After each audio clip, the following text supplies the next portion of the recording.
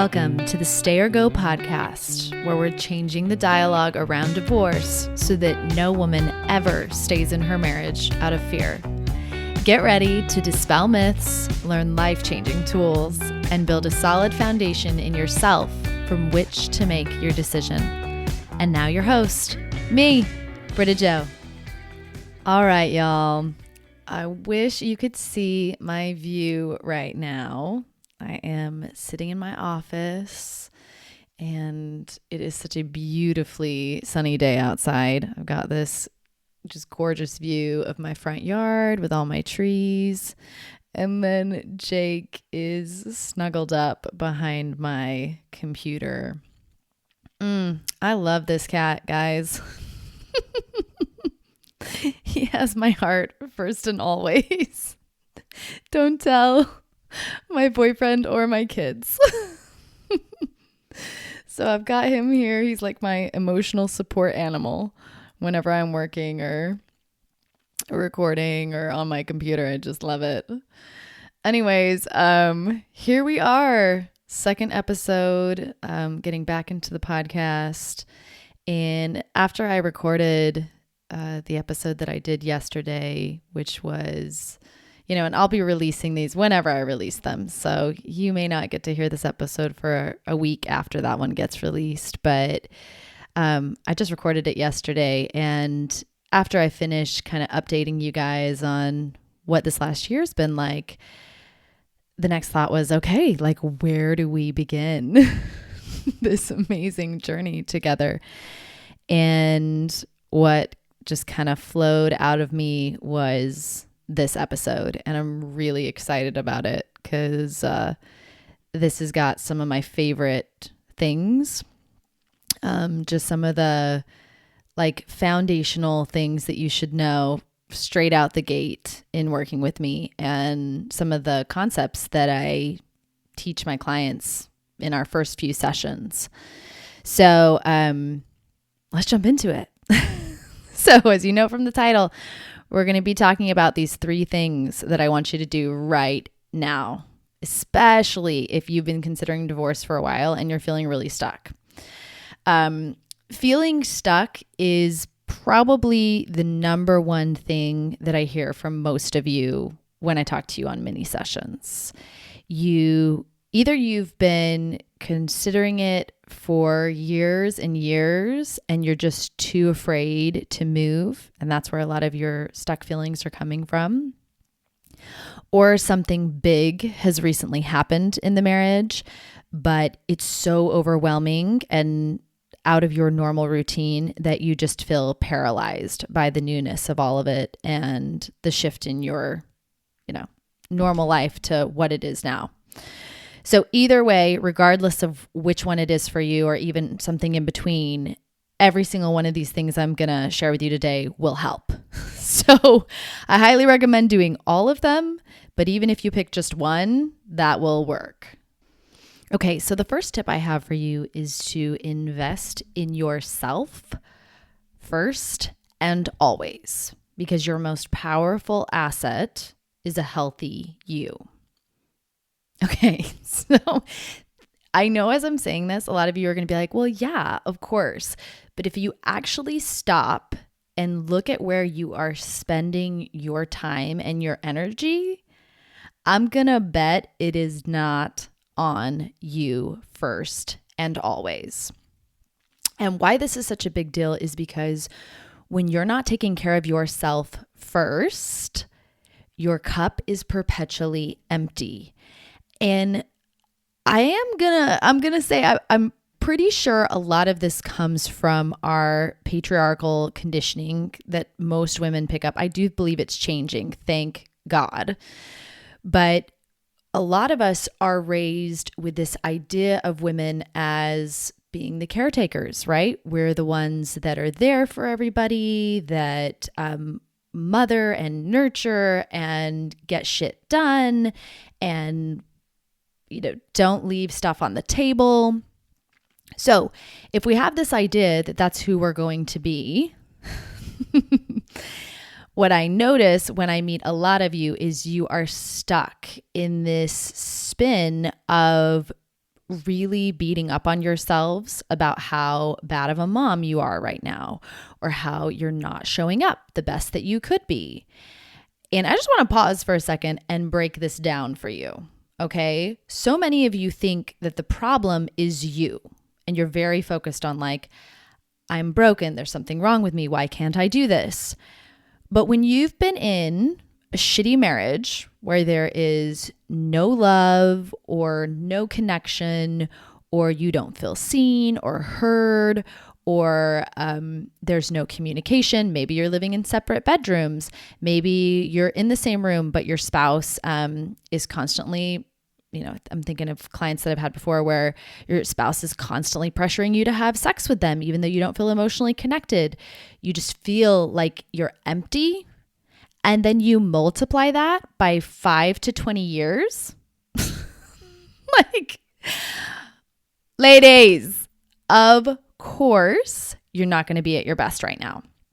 So personally, I was literally the worst mom I have ever been in my life right towards the end of my marriage. And why was that? It was because I had not been taking care of myself. You cannot take care of others if you are not taking care of yourself. So the very first lesson, if there's nothing else you take from me and you never listen to this podcast again, I want this to stick with you. You have to invest in yourself first and always. You cannot be there for others when you are not there for yourself. So if you are not currently doing that, how you turn it around is you start putting you first. And it can be very, very small. So this might look like just leaning into little things that start connecting you more deeply to yourself. So I remember thinking back, I can think of a client who, for her, it was taking time in the evenings to sit out on her porch and just watch the sunset and breathe deep. For me, when I was going through this process of coming back to myself, I used a lot of music, listening to music. As some of you know, one of my favorite meditation leaders is Sarah Blondin. Oh my God. I would wake up early in the mornings before everybody was awake, and I would just sit outside and listen to her meditations with my feet in the grass. So for me, it was a lot of like her and nature. I did a lot of reading. I was looking for authors that were saying things that resonated with me. Lately, it's been more of dancing, learning how to move my body, yoga, something that can connect you into that physical piece for you, because a lot of you are also disconnected from your bodies. I did a lot of quality time with trusted and supportive friends. Something that I encourage my clients, and I have a client right now who's doing this. She just started a new job and is going back to school while she's considering divorce. But it's trying things that interest you that you've probably let fall off your plate. So I took a glass fusing class when I was considering divorce, and I ended up going back to a community college and taking one course there, just opening up your brain to like, oh yeah, that's right. I'm a human that has interests and things that I'm passionate about too. My whole reality is not to just be here raising kids and supporting my husband. I also ended up spending hours and hours with my friend Kelly discussing life, and we would read books together and talk about those things. I invested in myself by getting babysitters so that I could go and do things alone, away from my kids and away from my husband. And why this is so important is because even though you guys know, I'm very pro divorce done under the right situation, and done under really good circumstances, which I believe the circumstances are you. And why it's important that you realize that you're the key is because divorce is not a panacea that like magically makes everything better in your life. What makes divorce good is what you do before, during, and after it that makes that decision so life-changing. So there's a book that I love. I've talked about it a lot on Instagram. It's called For Better or For Worse, and I'll link it in the show notes, by E. Mavis Hetherington. And in it, she talks about how there are very different outcomes for people coming out of divorce. And she lists it specifically like, okay, so what makes it different for each person? And she talks about it being based off of a combination of risk and protective factors, which I highly recommend getting the book and reading it, especially if you're considering divorce, because it provides such a beautiful, different perspective on how divorce does not always have to be the, atomic bomb everybody's laid waste after, that I think I grew up with, and many of you tell me you did as well. There's just so much fear around divorce. But she talks about it being based off of these risk and protective factors. And what I would offer after reading her book and watching all of the work I've done with my clients and myself is that the most protective factor going into a divorce is knowing how your brain works and how to use it for you instead of against you. So that's what so much of the stuff we're going to be talking about on the podcast will be, is like learning these tools of what the brain is doing, because so many of us have this like supercomputer in our heads that we haven't even read the manual on. And then we're just hitting random buttons and hoping shit works out. So your brain is what filters everything. And this is really what got me hooked on coaching, was going through my divorce with my friend Kelly, who was becoming a coach at that time. And she coached me while I went through my divorce. And I could see for the first time in my life, because I understood now how the brain works, how my emotions affected how I would show up, how my thoughts were the things that were activating those emotions in my body. And it was like taking back the steering wheel of my life. Instead of being derailed by my emotions, I learned how to start fueling myself with positive emotions to move into my future. So you have to start with you. And that's the beautiful, unintended gift really of still being in this space of considering, is that you have some time to really invest in yourself. If your cup is completely empty, start refilling it now. Okay, tip number 2, I want you to start noticing what authors, coaches, or friends that you feel drawn to. Start listening to what they're telling you, and then spend more time around them. I know there's some quote, and I can't think of it at the minute, but it's that the people you surround yourself with are the influence that's going to start pushing your life in that same direction. And as a coach, which I'm going to just drop this in there, I know that your thoughts are what get you your results. So I often tell my clients, if you're talking to somebody and they're giving you advice, but they don't have the life you want, do not listen to them. Because all they're sharing with you is their thoughts. And guess what? Those thoughts are what got them their results. So unless you want their marriage, don't listen to their thoughts. Because if you take on the thoughts they have, you'll get the same results. So this is a big deal for a lot of you, because I always have clients who have well-meaning friends or mothers or sisters who are sharing lots and lots of thoughts with them. And sometimes those thoughts are really crappy.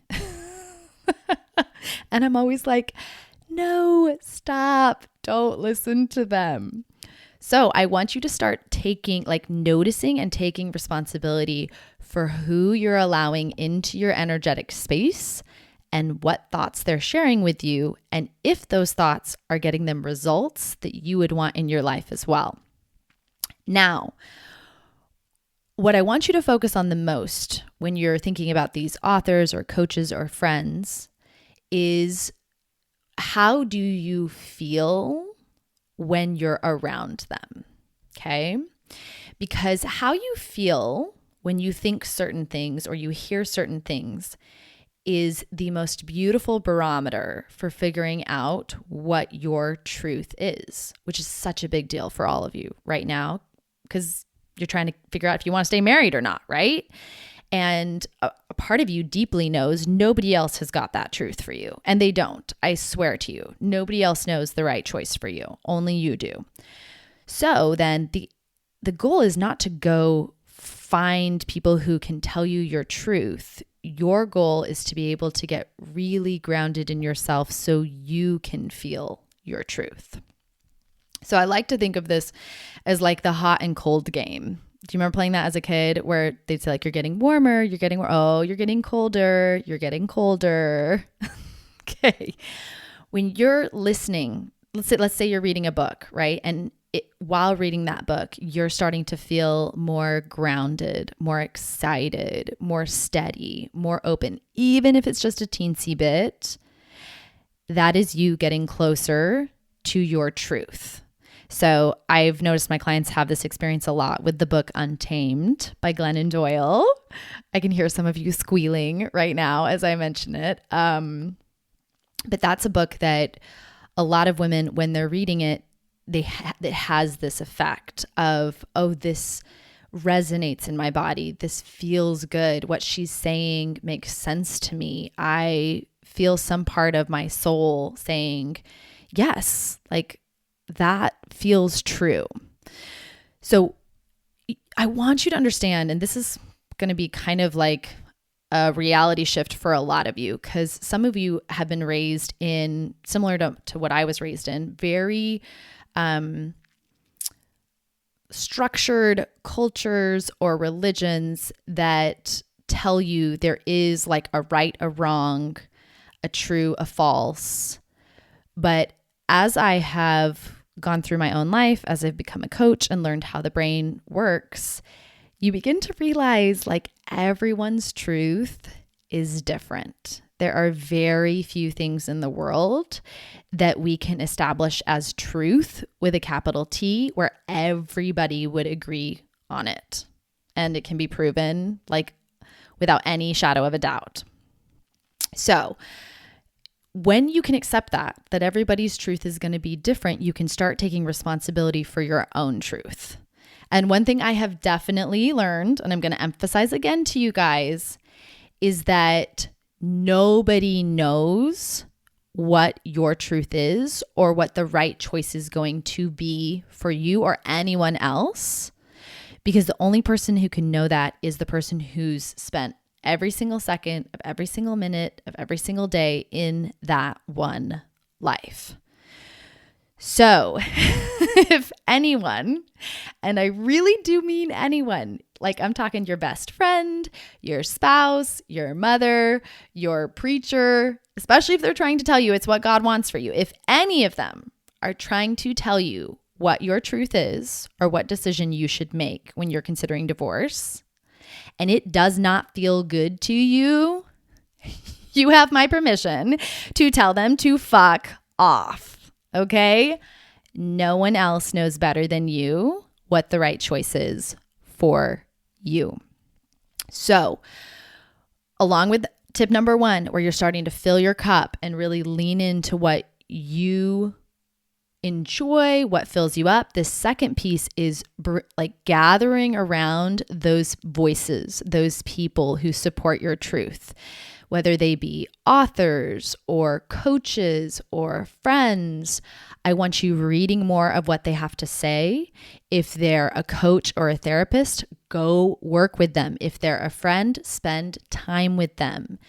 These are the people that are going to be your tribe while you go through this, and they will help you to keep building that strength in your own truth. And an extension of that is then that filling of your cup that gives you that bravery to be able to ultimately figure out your decision and then also act on it. Okay, last tip number 3. I want you guys to play the long game. Do not just focus on the pros and cons of the short term when you're considering divorce. Okay, here's what I mean by this. Often, divorce is very scary for the brain.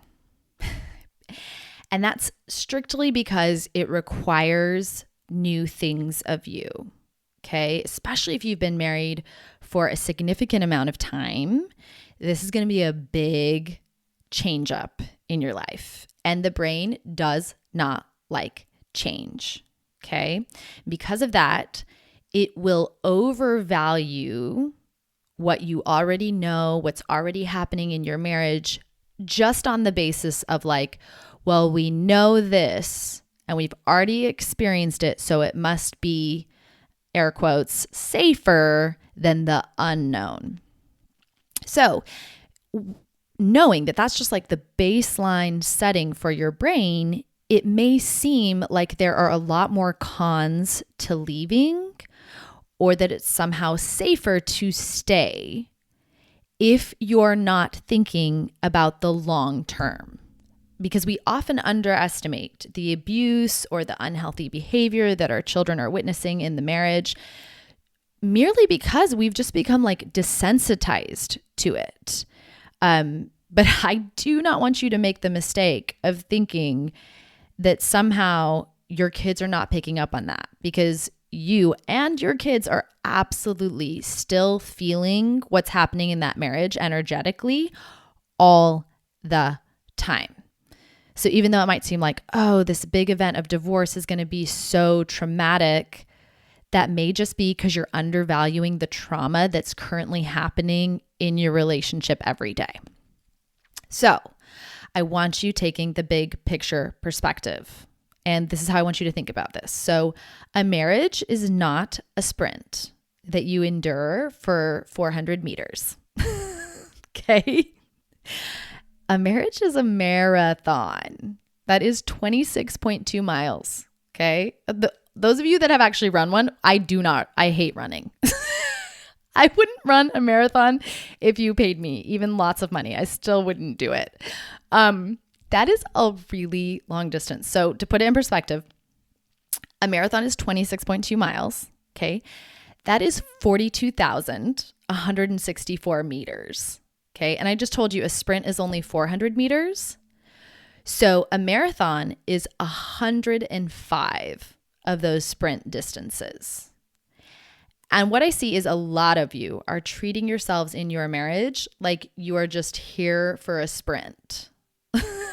Like, I mean, you can get away with some poor eating and sleep if you're only sprinting for 8 seconds. And I'm not talking like Olympics here, right? I'm thinking like maybe high school sports or, but like 8 seconds versus running nonstop for 2 to 4 hours, right? You guys know there's just a different level of care that you have to give to your body to be able to give that much over that long of a period of time.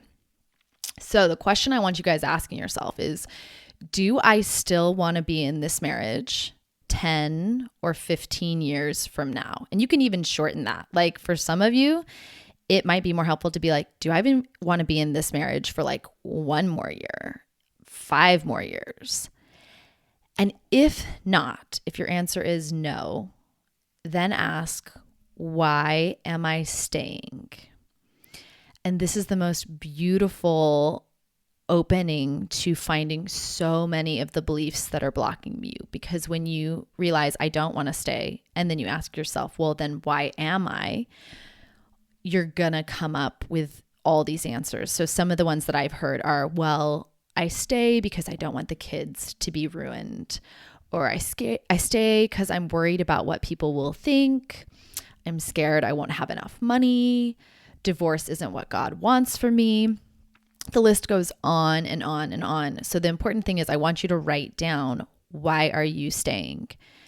And bingo, these are the beliefs that are limiting you and keeping you stuck. These now become the roadmap, the areas that you want to start working through, and a great place to start questioning and asking, do I want to keep these beliefs that I wouldn't have enough money, or divorce is evil, or my kids will be ruined? So I've got a few questions for you that will help you start questioning and I want you to think of each of those thoughts I was listing as like a little, if we were thinking of it as a physical object, these questions I'm going to give you are going to allow you to start breaking it down, pulling it apart, kind of dissecting it, looking at, where did I get this? Do I really believe it? So some of those questions are, is this really true? Like this idea that my kids will be ruined. Is that really true? And then you ask, how do you know that it's true? Where did you get this idea that it's true? Then you can ask yourself, is there anyone else in the world who's done it before me and turned out differently? So like, for example, with this belief, my kids will be ruined. Well, is there anyone else in the world who's gotten divorced and their kids have turned out fine? Right? Or I'm scared I won't have enough money.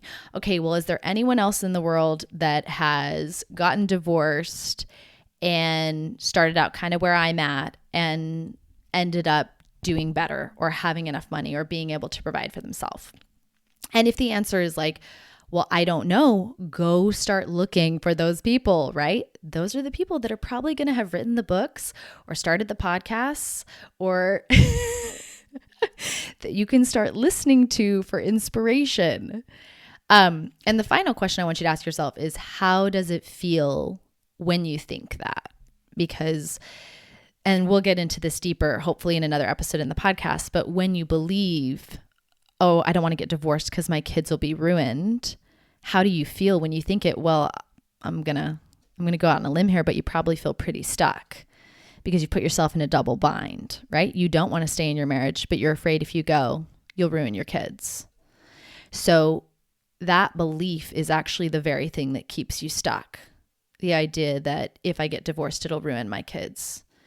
And how you get yourself unstuck is by changing that belief, by realizing, nope, if you get divorced, it doesn't mean your kids are going to be ruined, which don't worry, we'll have a podcast episode on that in the very near future. All right, babes, that's what I've got for you today. Those 3 tips, I'm going to go over them one more time. And I promise you, if you do even just one of these 3 tips this week, you will start seeing shifts in how you feel. So the first one is invest in yourself first and always. Your most powerful asset is a healthy you.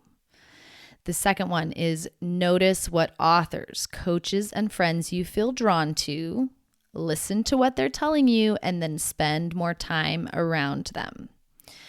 And 3 is play the long game. Don't just focus on the pros and cons of the short term.